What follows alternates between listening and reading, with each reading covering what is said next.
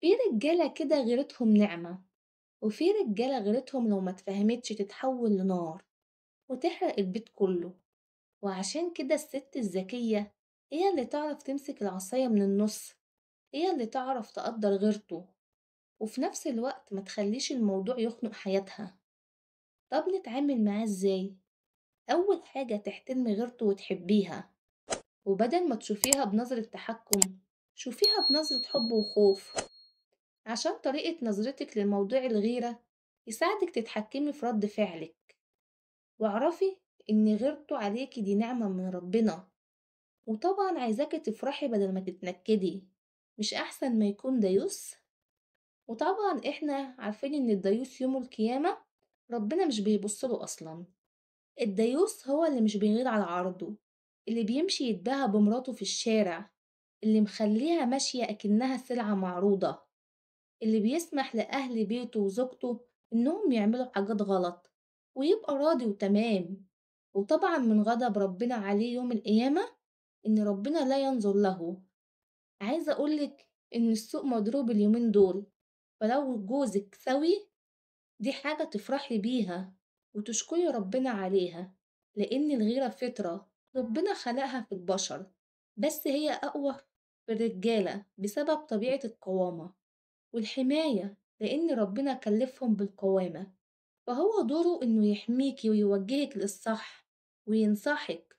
كنت شفت قبل كده ممثلة ربنا هداها بتحكي إن ابنها لسه طفل وبيغير عليها وبيتعصب لما يشوفها في التلفزيون مع حد غريب.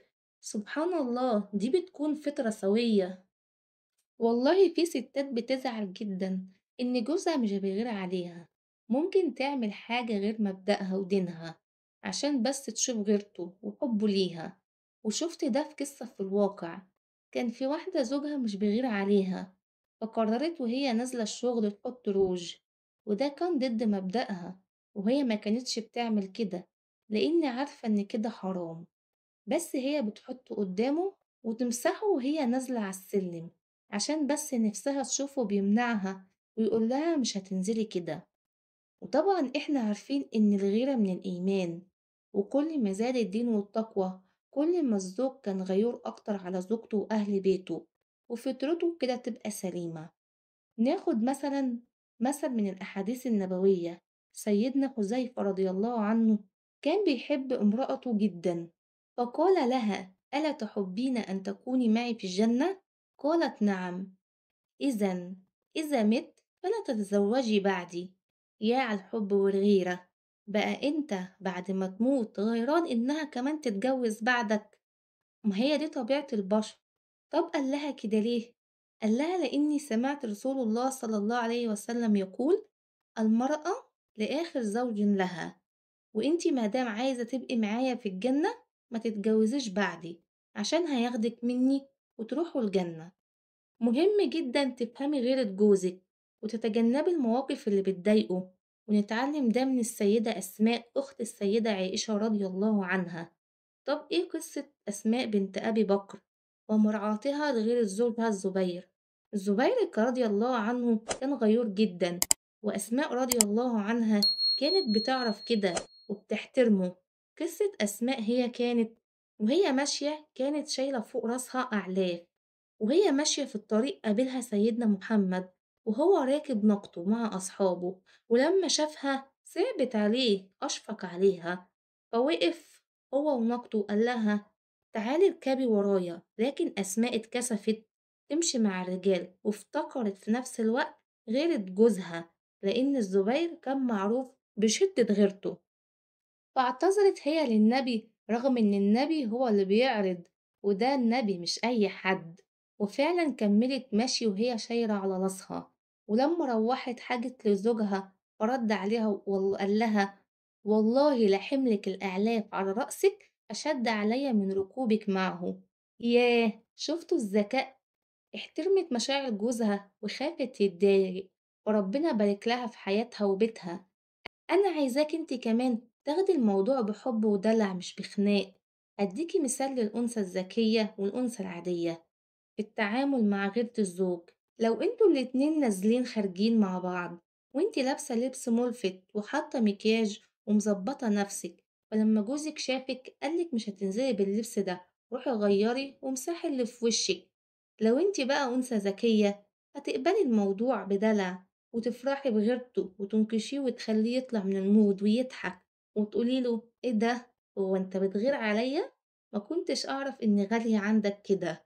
ولو ضحك قوله ضحكتك لما تبين غيرتك بتخليني أحبك أكتر، أو الغيرة دي شكلها حلو عليك بتخليني أحس إني ملكة حياتك، أو الغيرة دي بتخليك حلو وبتخلي قلبي يدق أسرع، أو الغيرة دي شكلها حلو عليك لو زادت شوية كمان بتخليني أفكر فيك طول اليوم، أو يا لهوي على الغيرة اللي بتخليك في عيوني أكتر واحد اتنين تلاتة.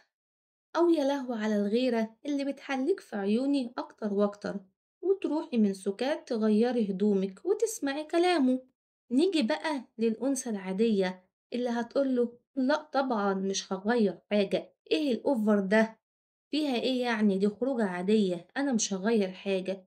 ومن هنا بقى نبدأ الخناقة ويتنكد عليها ولا تدخل ولا تخرج وتقعد في البيت زي في بيتها.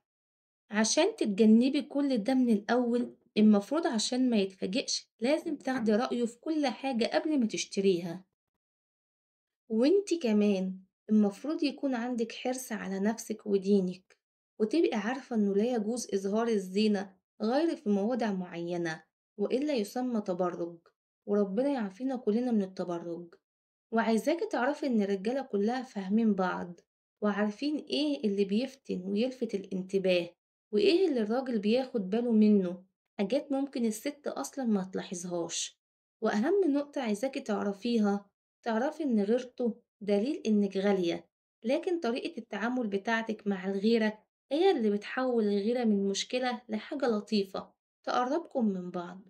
ملحوظة، في غيرة مرفوضة اللي هي الغيرة اللي فيها اعتداء، الغيرة اللي فيها ظلم واتهام، الغيرة اللي فيها تحكم مرضي. ففي فرق بين الغيرة السوية والغيرة المرضية اللي بتوصل للشك والمراقبة والحبس، وده اضطراب أو وسواس قهري محتاج علاج، المفروض يروح للدكتور نفسي وياخد علاج. وبكده يكون الفيديو بتاعنا خلص. حابين الفيديو الجاي نتكلم عن ايه؟ قولولي في التعليقات، وما ننساش نصلي على النبي ونعمل لايك واشتراك في القناة. مع السلامة.